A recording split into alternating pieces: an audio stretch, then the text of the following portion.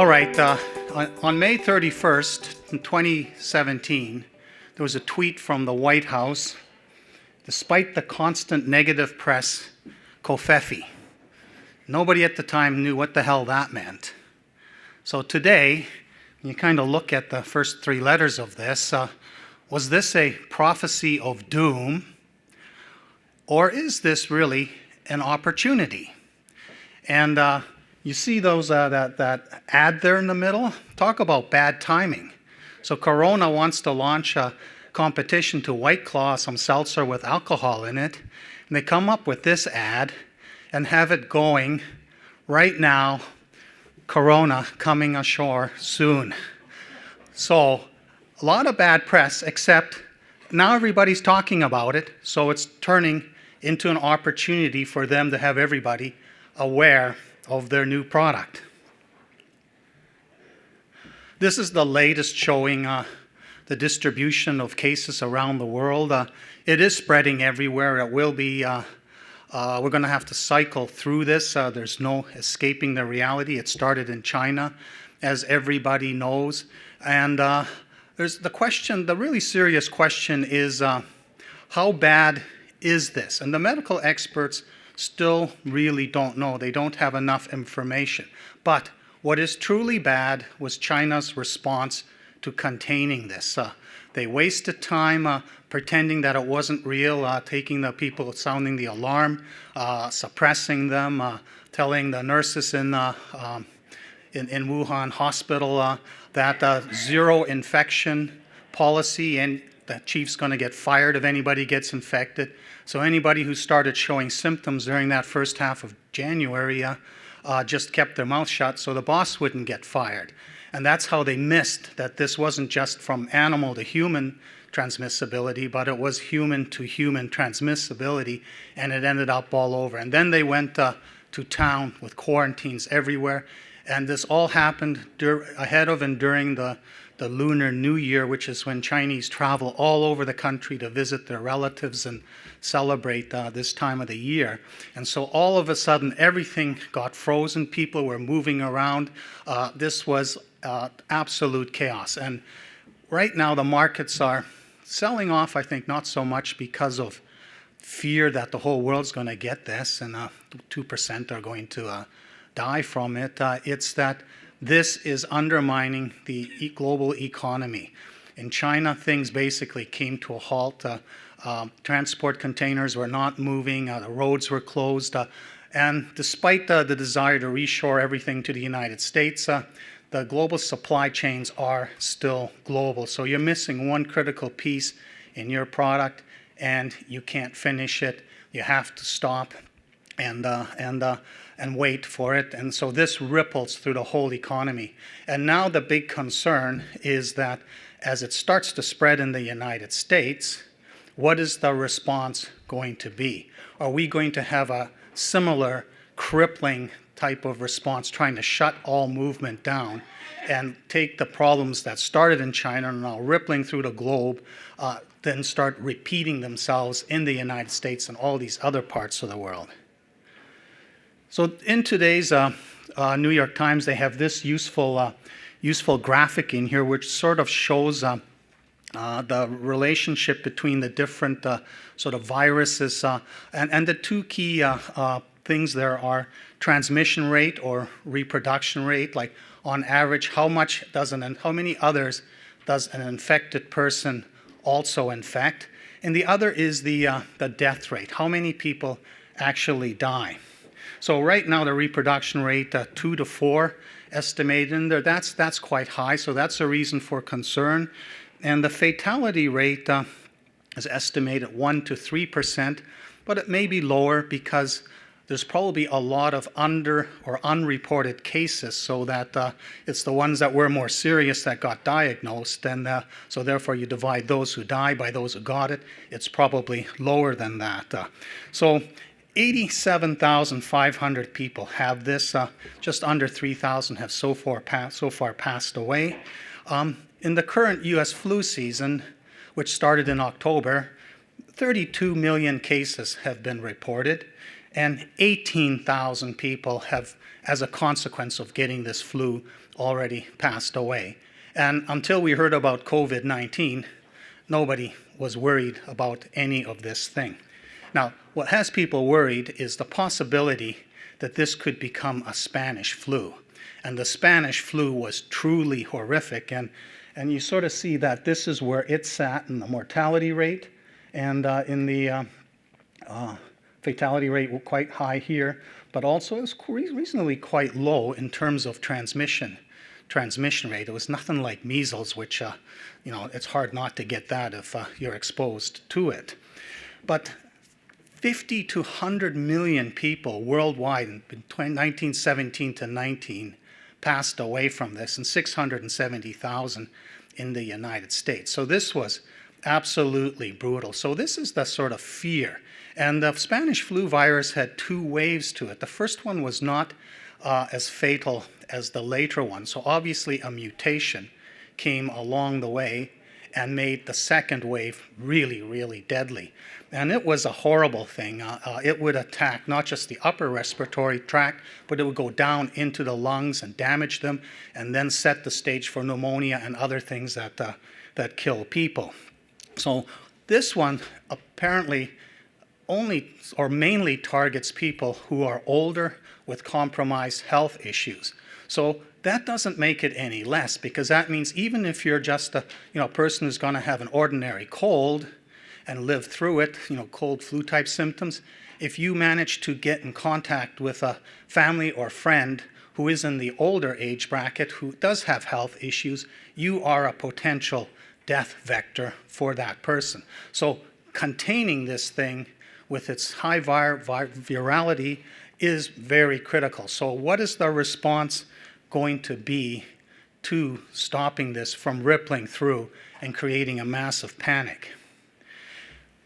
We don't really know, but if it is anything like China, we will see as this just the beginning. And what I like about this nickel chart is everything was sort of looking good for this raw material sector, and this is the stuff piling up in the warehouses as a result of the freezing of the global economy because of the disruptions in China.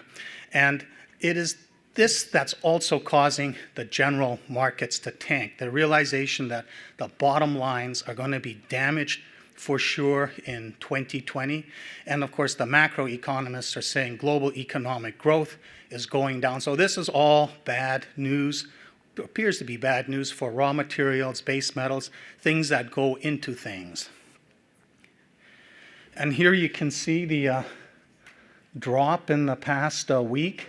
Pretty sharp drop, still very high. A 30% drop would put this down to 20,000, right around where it started in 2017.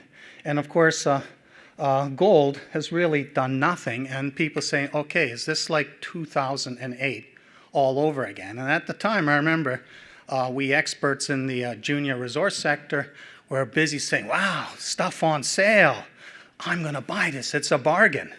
And then it was on sale lower and lower and lower. It was like catching falling knives and anvils.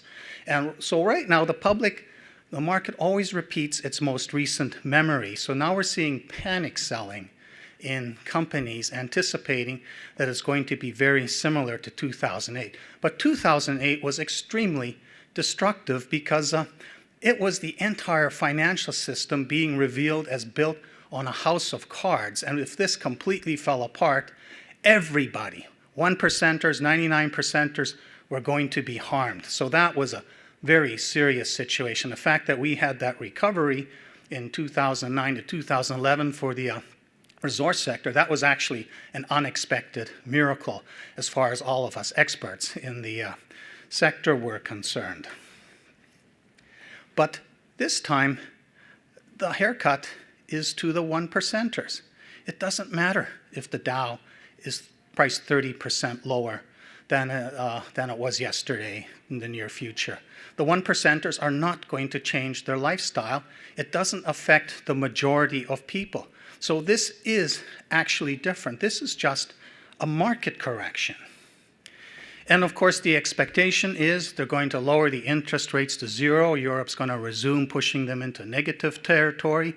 And that's, of course, a harmful thing because any retiree who depends on savings is going to be just eating their principal going forward and not having any interest or dividend income to pay for their ongoing expenses. So my view is this correction and the panic about what's going to turn it around is another opportunity for the United States to fix something that it hasn't yet tackled. And that is the fact that the one area where the United States is truly ceasing to be great is in its infrastructure. And this was a promise by Trump before he got elected, and it's something the Democrats also want. America needs to undergo infrastructure renewal, but that involves fiscal stimulus, which has been taboo, for the last decade. It's all been monetary policy, which has resulted in even that tax reform money that the corporations got.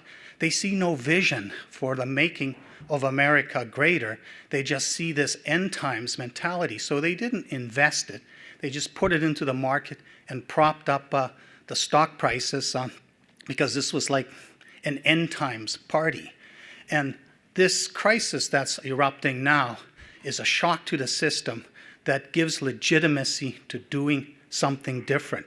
And if they start doing this, then the resource sector is going to blossom, not just for gold, but also for the raw materials. And all this animosity and that's polarization that's growing everywhere has a chance to dissolve and have everybody go back to being normal.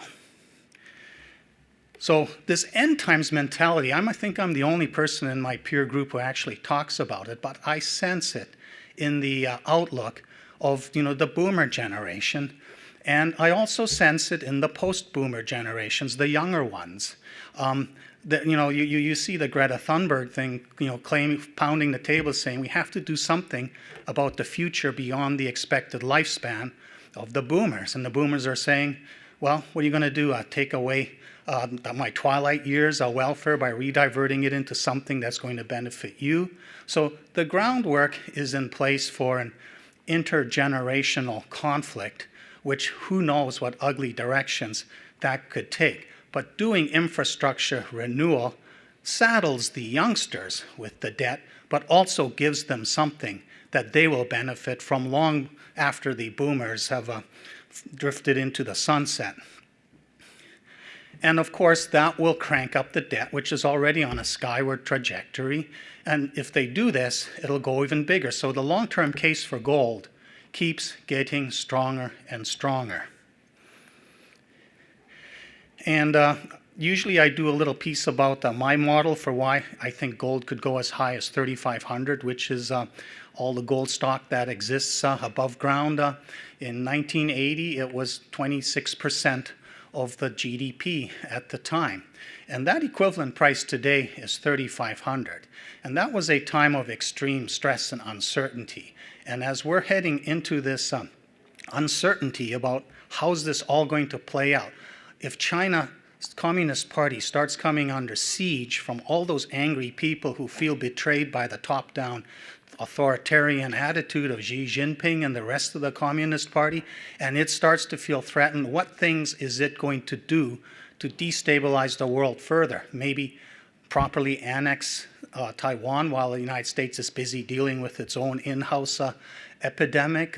All kinds of crazy things could happen. So a repricing of gold into the $2,000 to $3,000 an ounce range without any inflation yet in the picture is a distinct reality. And that is what I'm premising my bullishness on with regard to gold. So regardless of whether the infrastructural renewal gets done and the whole raw material stuff demand starts to grow again, the macroeconomy starts to stays on an upwards trajectory, the gold repricing is something that you cannot make the reasons for it disappear in the short term. And in January at this conference here in Vancouver, we were quite bullish because we were seeing signs of a turnaround, that investors were accepting that gold was in an uptrend. And then you can see how in the past week or so, even my index of favorite companies, this has dropped down sharply. And so the question is, okay, January effect, the PDAC curse, usual thing, a little bit of flutter of hope in the beginning of the year, and then it all disappears. We better go home and forget about it. We're in the 9th year of a perma bear market. And here you see this, the index, the days that the whole index was up, that nice long streak, then the sort of uncertainty, and then all of this. Now, I cover all the companies. I track their financial condition. Half of the 1,200 TSX venture listed companies have negative working capital. They are zombies. None of them went down because they're all just sort of flatlining as zombies will do. But the better companies got hit because people are in panic mode and some need liquidity. And while there's falling knives and anvils, nobody's in a hurry to catch any of these. So we had this artificial knee-jerk reaction that has created a temporary buying period for these juniors that are the quality juniors that were part of that, those 600 real companies that were starting to ascend earlier in the year. And I don't know how long it'll take for New York to stabilize, for the senior market to stabilize, and how low it'll go before it stabilizes. But my message to you is start picking your favorites, get your layered bids ready to buy them. Don't try and be a hero and buy it at one price. It may go lower still, but look at this as a temporary on sale window. And with this happening too, and the possibility of the infrastructure renewal and changing this end times up psychology, it's also a chance to address a big problem that this industry has, which is that post-boomers, people born after 1964, are not in this space. They hardly know about it. They don't know how to think about it. And I think if this ecosystem is to survive, we need to convince this younger audience to appreciate its gambling opportunities, the value it actually brings to the greater common good, and get them into it. So I've launched something called the Post-Boomer Club. It's a educational resource center on my website. It's free. It features some of my recommendations. And I'm starting this to try and get younger people to understand the space and get their toes wet and become part of this audience. And that little group, the index, as you can see, it's promptly dipped down after I created it in February. So these stocks that I think are good ones are getting cheaper too. And there's this so-called 3G trio, greed, good, and glory. And we need to show the young people how to experience these three things in this space.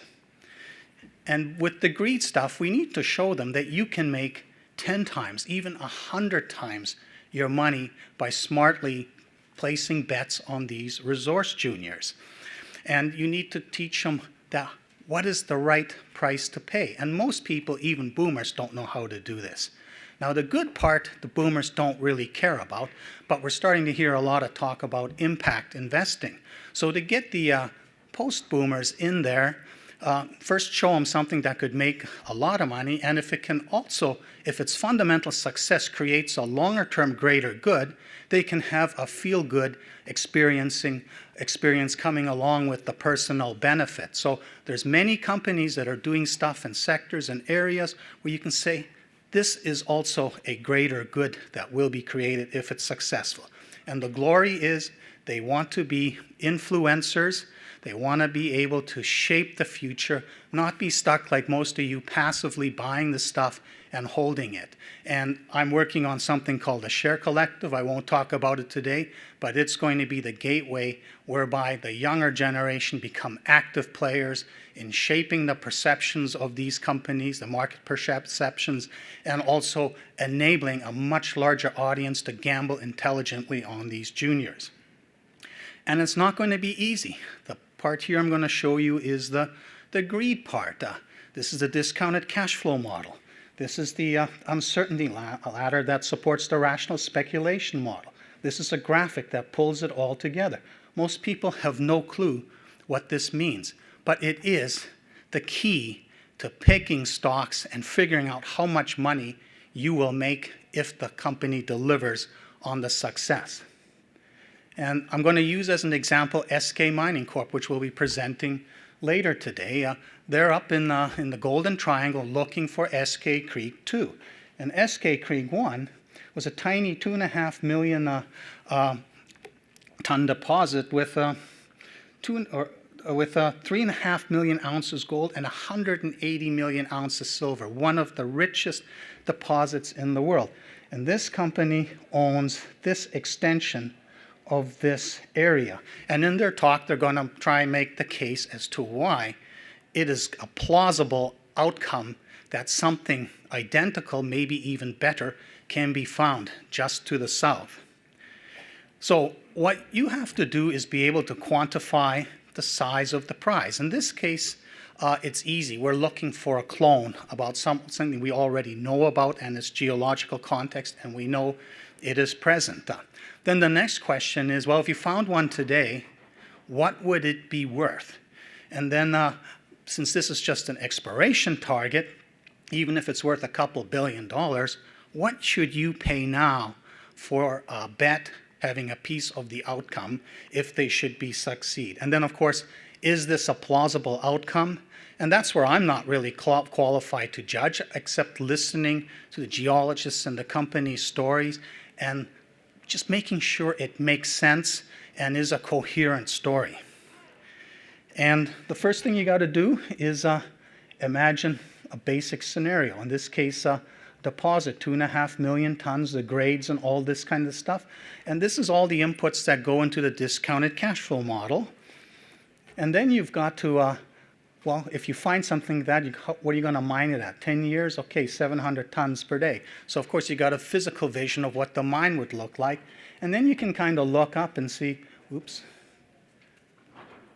what are the costs? CapEx to build it, sustaining capital to keep it operating, and the actual costs of producing metal from the ore, mining it, processing it, and shipping it. So these are all numbers that go into the valuation. And it's basically just an annual income statement. Revenues, costs, cash flow at the bottom for the life of the mine. But it ain't worth this huge $4.5 billion. There's something called the discounted cash flow model, which is the same thing as an annuity. A $10 million payment at year 20 is worth a lot less than the same payment after 1 year. And you don't need to know the equations for it, but Excel spreadsheet does that sort of stuff. And then the discount rate is key to how big or small that number is. Gold people like to use 5%. Some people are harsh and use 10%. But you can actually come up with a way of generating your own discount rate by just judging the various risk factors in a project. In this case, what I've done comes up to 8%. So this is an objective way of coming up with all the basic numbers needed to put a price on this company. And then this is the uncertainty ladder. At grassroots, where you know nothing except general geology, it deserves to be worth 0.5% to 1% of the outcome. And it goes through this progression. As you find out more and more and more about the project, your imagination shrinks, becomes more of a concrete reality, and your failure risk declines. And in this case, here's what that translates to into per share prices. So the type of outcome for this project, SK Creek clone, is 3.7 billion Canadian, which given the number of shares out, that's a $23 stock price for an $18 stock. There's your logic for the 100 bagger. And so if it starts looking like it's going to get there, you might get a 10 bagger out. So doing this kind of work, quantifying the size of the prize is key. And numbers look terrible, but here's how it is graphically presented. This is the fair value range of this, and this is in like absolute terms, 100% terms. And this yellow thing is the reason people like myself are addicted to the space, because the biggest money is made during the discovery delineation phase where they don't yet know the limits. And empirical observations show that during this phase, the market will actually put a price on this project That is the price that it ends up being worth at the end of the day. Absolutely irrational, but if you're riding this S-curve, you can make a ton of money before it's determined that it's a failure because of metallurgy or who knows what else is going to come along. And here's it converted into per share amount. So 18 cents, this is sitting here. This isn't just fair value, this is good speculative value. This is what a gambler looks for when they go for a track. A horse, a horse that's got 10 to 1 odds should pay 10 for 1. But if you find one that's got 5 for 1 odds, but will pay 10 for 1, that's the bet you want to make. And you can do the same sort of thing with the resource juniors. And here you can see the progression. That's the rational stuff, except if you get into this part here, the discovery, with all this context, people will assume this is reality. So that's the explosive upside, which makes the space so much fun. And that's basically the end of this presentation. This will be up on the website too, and I'll be doing more and more through that post-boomer club to teach the younger generations how you mathematically think about that. And I'm also involved with a startup in Australia where we've built the online platform to do this, where you just fill in the blanks and you can share it into a public space for others to see and critique or even emulate and tweak and modify. And that's the influencer future, which will replace people like me, and we'll have this army of anonymous individuals with some sort of pseudonym becoming rock stars inside this Share Collective arena, all competing to imagine what is the outcome going to be. And because they're untrusted predators, they can't rely on any trust or anything except what they involve in the system. And as they do that, they will get a following, and a much bigger audience will come in, and they won't just gamble on the outcomes, they're going to gamble on the behavior of the crowd, which is a whole new dimension that this space is currently lacking. Thank you.